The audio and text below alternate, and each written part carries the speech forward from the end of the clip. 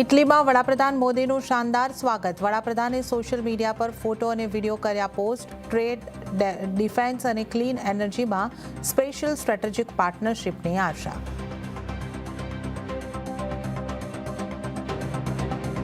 રાહુલ ગાંધીએ ખોલ્યો પીએમ મોદી શાહ સામે મોરચો. કહ્યું દેશ સંકટમાં છે અને પીએમ મોદી ચોકલેટ વહેંચી રહ્યા છે.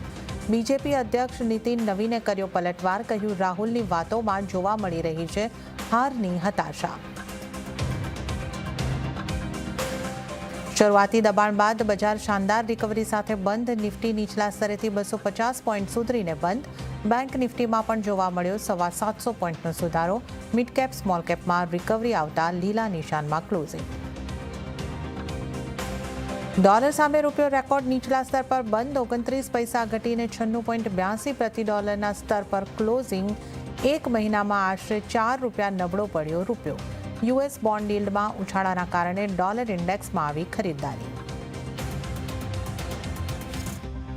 ટ્રમ્પ બાદ રશિયાના રાષ્ટ્રપતિ પુતિન પહોંચ્યા બેઇજિંગ. એજન્ડામાં Siberia 2 gas pipeline.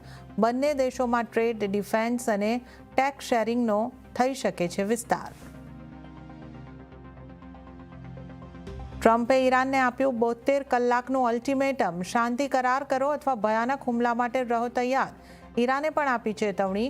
ખુલ્લું યુદ્ધ થશે તો અમેરિકાની સેનાને મળશે ઘણા સરપ્રાઇઝ.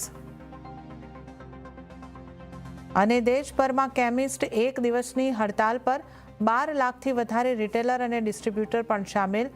ઈ ફાર્મા અને ડિજિટલ મેડિસિન પ્લેટફોર્મ્સનો વિરોધ.